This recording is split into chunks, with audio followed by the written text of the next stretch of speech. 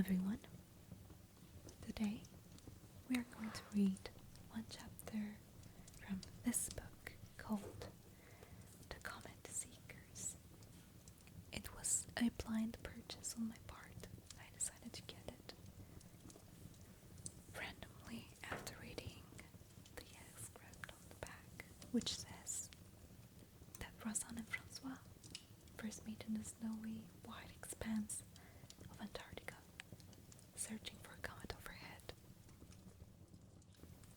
While Razan grew up in a tiny village in Ireland, a place with a passion for science in disguise, Francois was raised by his restless young mother, who dreamt of new worlds, but was unable to turn her back on her past. As we look back through their lives, we see their paths cross, as they come closer and closer to this moment, brought together by the infinite possibilities of the night sky. Sounds very lovely, right? Okay, we'll begin with the first chapter. Oh, this is such a simple dedication for my family. The Comet Seekers. The first chapter is Comet Jacobini. They arrive on the snow during the last endless day of summer. 48 hours of light, and then they gather outside to watch their first sunset of the south. The ice shelf they're standing on is floating slowly towards the coast, will one day melt into the sea. There is nothing permanent about this never-ending white. Rosanne stamps her feet, watches the sky for the full 20 minutes of night, not that it ever gets dark. Dusk is the most she can hope for, this week at least. Everything turning a golden red, the sun's rays like torchlight through the curved walls of a child's tent, the full moon opposite. It shines like a second sun, but fainter, its reflected light a ghost of the star below the horizon. During the day, some people run a marathon around the base. 8 laps of the research station at minus 10 degrees. Rosanne joins them on their final lap. Her legs feel heavy, gulps of air chill her lungs. The winner is lying flat on the snow at the finish line. When he sees her looking, he smiles up at her, says, "You should try it." "Maybe next time," she says. His name is Francois. He holds his hand over his eyes, trying to shield the glare. He looks so young. 1 hour, 40 minutes of darkness, and someone is behind her. 5 days she has been here. 5 days she has searched the sky alone. Rosanne turns around. "What are you looking for?" Francois is here, waiting to see what she's doing, to join in. She's not sure how she feels about that. She did not come here to make friends. Rosanne thinks about telling him so, asking him to leave, but for some reason, she decides to let him stay. Beside her, Francois looks at the sky and exhales. "There's a comet predicted," she says. "It's going to be very bright, but it's too early. I mean, we're too soon. Because it's not dark enough yet?" "Yes, well, that and other things." "It's beautiful, isn't it?" Above them, colors swirl like sea mist. Francois stays where he is, doesn't ask any more questions. He doesn't take his eyes from the sky. Rosanne finds she has walked into the kitchen. She says she wants to help. It doesn't feel right with Francois in there on his own, cooking for 16, even though he's the chef. She offers to slice onions and retrieve diced meat from the freezer, watches his hands as he works. The smell is of roasting tomatoes and rosemary. "This was one of my favorites," he says, "when I was a child." Abbey Road is playing on the tape deck. Rosanne thinks of soft-boiled eggs and soldiers. The sun is setting again. 3 hours, 20 minutes of darkness. The The night is increasing by 20 minutes each day. It is building up to 21st March, when things will be perfectly balanced and there will be 12 hours of light and 12 hours of dark. Every day, Razan marks the calendar with a cross.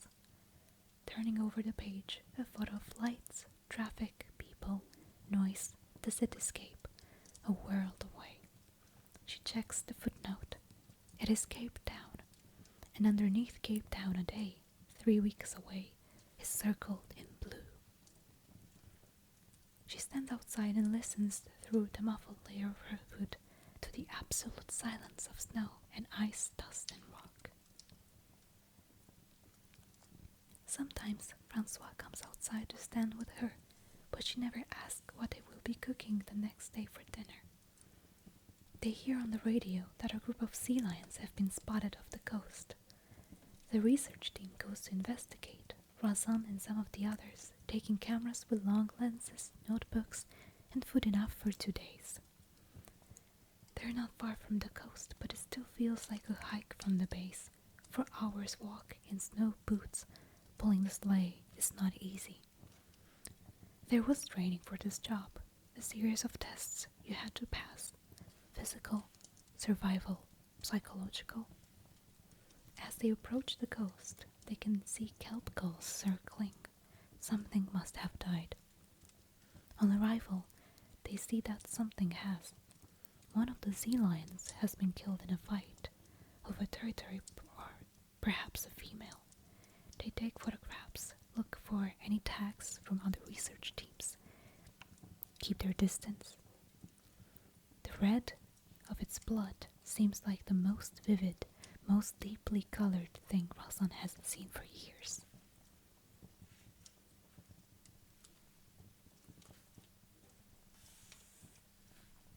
There is a building by the coast, a square, basic sort of place, where they can sleep or at least rest before making the hike home tomorrow. Lying down, Razan turns to face the wall and cannot see the concrete 2 inches from her eyes in the dark. She's alone. She's walking towards the dead sea lion, even though she knows it's wrong. They are not allowed to get too close, not allowed to touch or interfere, but she sees the blood and has no choice. How did this happen? She asks the sea lion corpse. How did this happen? She tries to pick him up, but his skin is like whale blubber, and she is repulsed. She wakes, sick and longing and full of guilt. When they get back to the base, she sees Francois in the kitchen. He turns, sees her. There is a look of wonder in his eyes that she wishes she understood, that she wants to share. The door is only half closed, and Razan's eyes only half shut when she hears a quiet tap-tap at the window before sunrise. A rope has come loose from the sleigh they were using, snaking in the wind. I heard it too, Francois whispers from the doorway, hardly making a sound. He's wearing thermal underwear and indoor boots, bobble hat and knitted gloves. She would have left if her throat hadn't been so dry.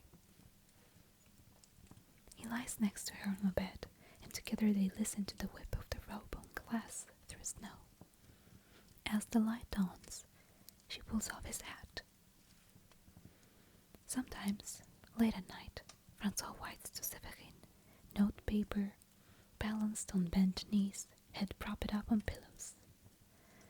He describes the white, the snow, the sky so open he can see it curve around the burnt ice shelf, and meet the horizon in his world of rose and blue. He describes the Haley 6 research station, each module standing self-sufficient on legs that keep it elevated above the floating ice. A strange caterpillar of research labs and sleeping quarters with a central red hub where they all meet to talk and wait for snowstorms to pass. As the days edge closer to winter, the pages of his letter take on a chill. He asks her how she is, if the sun is warm in Bayeux. He pulls the cover over his legs, rubs the scar on his thumb, and looks down at red fading to silver, the two colors of this world. I hope it's peaceful there, Mama, he writes. It is peaceful here, but I think a storm might be brewing. What am I supposed to see? He asks, taking the binoculars from his eyes. Razan smiles. Well, at this magnification, all you can make out is the comet's nucleus, which is the bright bit at the front. He pulls the binoculars back to his eyes. Thinks about telling her he's not so young as she imagines. And the tail, which is a stream of dust and ice that gets blown out behind as it accelerates towards the sun. So, it's ice? Ice and rock and maybe some bits of molecules, you know, the interplanetary junk that gets picked up along the way. It's not junk, he says, it's extraordinary. You remind me of someone from a long time ago. He turns to look at her. She hasn't mentioned her past before, and he doesn't know if he should ask her questions about it now. I used to watch the comets when I was a child, he says, with my mother. She was a scientist. No, he laughs, no. She just loved them. Do you think it's strange to love something you don't understand? Rosalind shakes her head. Just human, she says. Why is next Monday circled on the calendar? The comet will be at its brightest. Is that all? He puts the binoculars down. His tone changes. Rosalind? Francois leaves his room and goes in search of something to dull his restlessness. They are playing cards in the central hub. He lingers by the door, then retreats back the way he came. He doesn't know why he's behaving like this. He has been knocked off balance, and worse, he didn't notice it happening. When he looks back at his letter to Severin, the smudges of the words make it look as if he's been crying on the page. It doesn't matter. Of course it will not be sent, not anytime soon. There is no airlifted postal service here. The next delivery is 6 months away. But even so, he describes the comet he has been watching with Wazan in the sky. I have seen its nucleus, he writes. I could make out its tail. It is a different color to the stars. Isn't that miraculous? I feel so close to home today, and so far away. He folds his letter, written over weeks, and seals the envelope. Presses a first-class stamp to his tongue. The taste lingers long after the letter has been safely stowed at the bottom of his case. He heads outside. He needs to sleep under the stars tonight. Rosanna opens the zip to Francois then slowly, not wanting to wake him if he's asleep. She's not sure what he's doing out here, but she saw the red tent in the starlight and knew that she had to join him. Are you sleeping? She whispers. Yes, he replies. That's good, she smiles. Though it's so dark, she knows he won't be able to see that. I'll just talk, and you can sleep, she says, and we'll both feel better for it. She talks about Liam, because she feels now that she has to speak about it if she has any chance of letting it go. And she suspects that Francois might have lost somebody too. There is a gust of wind that makes the taut fabric of the tent resonate like a string ripple with harmonics. He closes his fingers around hers, but there is only a second of this closeness before she pulls away again. I think I need to say goodbye, she says. I'm sorry. He follows her outside as she leaves, but not back to the base. He has his own past to remember, or to forget. Instead, he turns away and starts packing up the tent by the light of the morning stars, under the glow of the comet. The next night, Francois dreams there is a strange woman sitting on his bed, with a voice he knows but has never heard before. So you found me, then, he says. I knew you were coming. It's cold, she replies. You're on the wrong continent.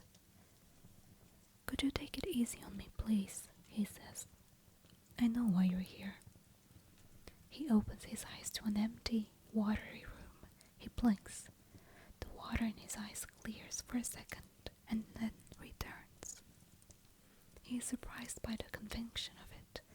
It is not logical, but undeniable nonetheless. He's been waiting for news even though the news couldn't reach him. He doesn't know what else he can do, so he drinks and cries and lets his heart break because he knows, somehow he knows that tonight, a world away, his mother has died. Rosanne hikes through the night, now and then stopping to take out her notebook from the side pocket of her jacket. Mark with pencil where the comet is relative to the stars. She keeps walking until the base is no longer visible. She doesn't want any signs of humanity on the horizon. There is only one person she wants to see tonight. The wind is starting to get strong, biting at her skin even through her layers of protection. It is incredible the way wind can do that. Soon it will be too dangerous to continue. She can see the swirls of ice ahead, where the wind is so strong it can lift the top layer off the ground. Rosanne chooses her spot carefully, a cave of sorts, an overhang of rock and ice that will provide some shelter from the wind. She looks up at the comet, still visible, still daring her on, then looks more precisely through her binoculars and marks it again on her map before starting to unpack the shelter. Her highest marks in the Antarctic survey were in the survival test. She has seen worse than this. The shelter is red, bright red, the color of something that can't be missed should anyone look for it. Inside, by the light of the torch, everything is rosy and golden, then the torchlight is beautiful. The storm is getting louder though. She steps outside and is almost knocked off her feet, but she struggles to stand upright, facing the wind, and watches the comet on its brightest night. No storm will stop her. Some say that comets seed life on lifeless planets. She finds that hard to believe. The comet is ice. It is burning with wind. Wild, inhospitable, stunning. It is not unlike where she is standing. This is perhaps the closest a human being can get to traveling on a comet as it approaches perihelion, clinging on for life.